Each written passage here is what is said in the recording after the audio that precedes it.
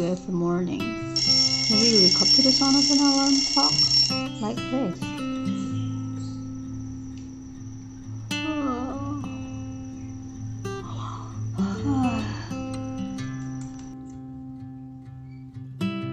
Or studying online with your phone or with your laptop.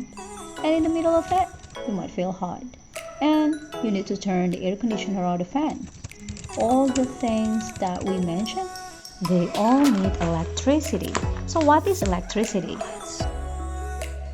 Electricity is a form of energy that involves the flow of electrical charges.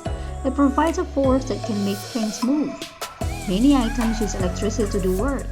Some things may not seem to have electricity, but everything contains small amount of it. These particles of electricity are called electrical charges. Well, all matter is made up of small particles. These particles are so tiny that you cannot see them. Even we are made of these particles. An electrical charge can be positive or negative, and it could also be neutral. A neutral object has the same number of positive charges as negative charges. To understand it better, let's watch the next video.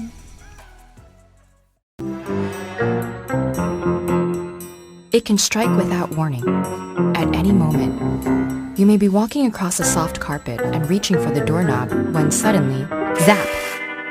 To understand static electricity, we first need to know a bit about the nature of matter. All matter is made up of atoms that consist of three types of smaller particles: negatively charged electrons, positively charged protons, and neutral neutrons. Normally, the electrons and protons in an atom balance out, which is why most matter you come across is electrically neutral. But electrons are tiny and almost insignificant in mass, and rubbing or friction can give loosely bound electrons enough energy to leave their atoms and attach to others, migrating between different surfaces. When this happens, the first object is left with more protons than electrons and becomes positively charged, while the one with more electrons accumulates a negative charge. This situation is called a charge imbalance, or net charge separation. But nature tends towards balance. So, when one of these newly charged bodies comes into contact with another material, the mobile electrons will take the first chance they get to go where they're most needed, either jumping off the negatively charged object or jumping onto the positively charged one, in an attempt to restore the neutral charge equilibrium. And this quick movement of electrons, called static discharge, is what we recognize as that sudden spark. This process doesn't happen with just any objects. Otherwise, you'd be getting zapped all the time. Static buildup is most likely to occur when one of the materials involved is an insulator. When you walk across a rug, electrons from your body will rub off onto it, while the rug's insulating wool will resist losing its own electrons. Although your body and the rug together are still electrically neutral, there is now a charge polarization between the two. And when you reach to touch the doorknob, zap! The metal doorknob's loosely bound electrons hop to your hand to replace the electrons your body has lost. When it happens in your bedroom, it's a minor nuisance. But in the great outdoors, static electricity can be a terrifying, destructive force of nature. You better believe that lightning can strike the same place more than once.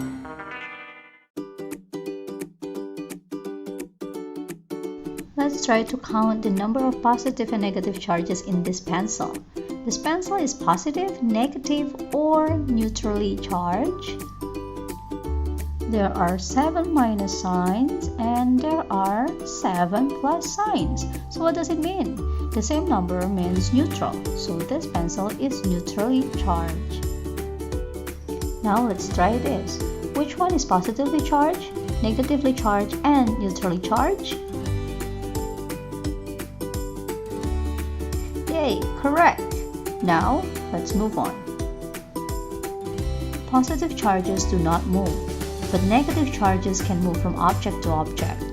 Rubbing an object causes it to gain or lose negative charges. Can you guess what will happen when we rub the balloon and put the balloon next to pieces of paper? Will they repel or attract each other? Let's try. So So I have prepared two balloons with me. One is pink in color and the other is white. So let's try to blow them first. I think it's big enough.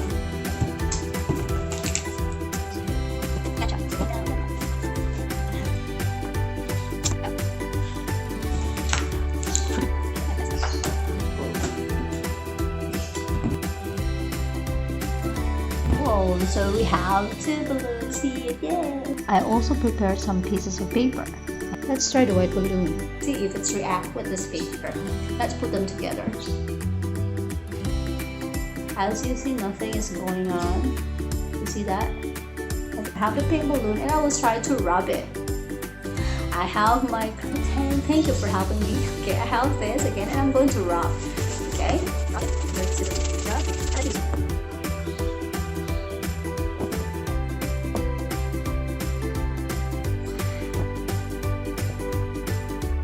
See that? Wow. Whee! See? Grab it and we put it on the paper. They're actually flying, right? They are reacting to it here. The negatively charged balloon attracts the positive charged paper. This attraction is what makes the paper move toward the balloon. So that's all about static electricity. I hope you enjoyed the video. Bye!